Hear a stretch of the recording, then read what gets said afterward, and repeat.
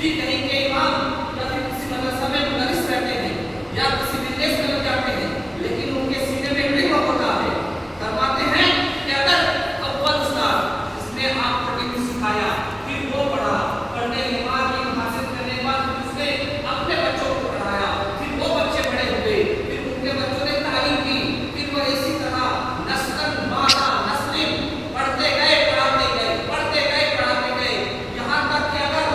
دسوں خاندان کو اکٹھا کر دیا جائے، ایک خاندان کے بعد دوسرے خاندان کے بعد تیسرے خاندان کے بعد اگر دسوں خاندان طے کر دیا جائے تو ان تماموں کا سوال اکٹھا کرنے کے بعد جو اول عالم جس نے پہلے اسٹوڈنٹ کو پڑھایا تھا تو تمام کا سوال استاد گرامی کو پوچھے گا۔ یہ کہ علم کو پھیلانا بہت ضروری ہے، علم ایک خزانہ ہے، اگر اس کو اللہ کی راہ میں لگائیں گے تب اس میں کمی نہیں آئے گی، اللہ کی طرف سے برکت آئے گی۔ آج ہم علم سے بہت کوسوں پڑھے، ہم لوگ مسجد آتے ہیں، بتائیے مسجد میں آتے ہیں، کمی ہے یا نہیں؟ ضرورت پڑتی ہے، میں یہاں کی بات بتا رہا ہوں، عالم کی بات بتا رہا ہوں، جب ضرورت پڑتی ہے کسی میڈیکل میں اسپتال میں بچہ پیدا ہو گیا، اذان کے لیے لوگ پریشان رہتے ہیں، بھائی کسی کو بلایا جائے، امام صاحب کو بولو، مولوی صاحب کو بولو، کیا بات ہے بھائی اذان بتا دیجیے، کیسا سمانا گیا۔ اب الحمدللہ ہم لوگ مسلمان ہیں، ہمارے اندر تکلیف ہونی چاہیے کہ کم از کم ہم خود اذان دے سکیں، ہم خود ذبح کر سکیں، کوئی بھی ذبح کرنا ہو کسی اور کی طرح کا نہیں ہے، ہم خود ذبح کر سکیں، قبرستان جانا ہو ہم خود جائیں گے، خود اپنے خاندان والوں کے لیے سورہ فاتحہ پڑھیں گے، خود شریف پڑھیں گے، اس لیے کہ اتنی علم مسلمان کو ہونی چاہیے۔ جب اتنا علم نہیں ہے تو ہم کہے مسلمان، ہم کھانے والے پینے والے مسلمان ہوں گے، ہمارے اگر سینہ ہمارا اندھیرا ہوگا تو ہماری آنے والی نسل بھی اندھیری ہو جائے گی۔ میں آؤں گا مسجد، میری اولادیں آئیں گی، میں گھر میں نماز پڑھوں گا، میری اولادیں دیکھے گی، یہی تو سیکھے گی۔ میرا باپ پڑھتا تھا، میرا دادا پڑھتا تھا، میری دادی پڑھتی تھی، میری ماں پڑھتی تھی، میں بھی پڑھوں گا، تو وہ ایک کر کے سیکھتا ہے، تو ہمارا گھر بھی اندھیرا ہو جائے، گھر بھی سناٹا ہو جائے، ہر گھر بے نمازی ہو جائے، بچہ کہے گا میں بچپن سے لے کے جوان ہوا اور جوان سے لے کے بڑھاپا تک میری قدم آ گئی لیکن میں نے اپنے گھر میں کبھی کسی کو نمازی نہیں دیکھا۔ تو یہی عادتیں خاص کر کے چاہے بری ہو یا اچھی ہو آنے والی نسل سیکھتی ہے،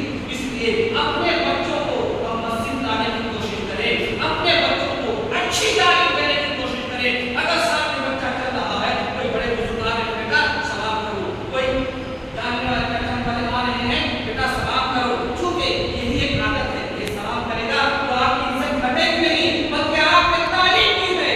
اگر اس نے سلام کو اللہ نے قبول فرما لیا اور وہ جواب دے دیا وعلیکم السلام، یعنی اس بچے کی دعا کہ آپ پر اللہ کی سلامتی ہو، تو اللہ نے رب فرمایا وہ تنہا سلامت رہے گا، اس کے اہل و عیال سلامت رہیں گے، اور جواب میں دے دیا وعلیکم السلام آپ پر بھی سلامتی ہو، اور اللہ کی عطا سلامتی اللہ رب العزت دونوں کی مغفرت فرما دے گا۔ اس لیے کہ قرآن مجید کی جب ہم تلاوت کرتے ہیں الحمدللہ رب العالمین سورہ فاتحہ پڑھتے ہیں نا تو امام صاحب میرا کرتے ہیں اور معلم میں پہنچتے ہیں تو جو حکم ہے وہاں آمین کہیں، کیوں کہیں؟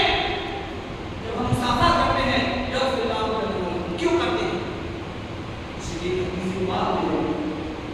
یہ عادتیں ہم بچوں کو سکھائیں، اچھی عادتیں خاص کر کے بچوں کو سکھائیں، قبرستان جائیں، فاتحہ پڑھیں، ساتھ میں بچوں کو لے کے جائیں۔ اگر آپ نہ لے کے جائیں گے اس کا وبال ہماری قبر میں ہوگا، کیونکہ ہم نے دولت اکٹھا کر لی،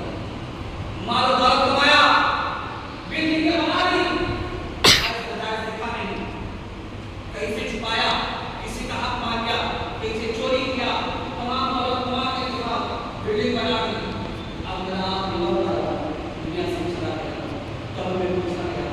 کہاں سے کرو لایا تھا، اس کی چوری کی تھی، اس کا ڈاکہ ڈالا تھا، اسے لوٹا تھا، اسے جھوٹ بول کے کمایا تھا، یہ تمام بلائیں قبر میں عذاب کی شکل میں آئے گی۔ ویسے کہتے ہمیں عذاب ہوگا، طرح طرح کے آپ کہتے ہیں کہ قبر میں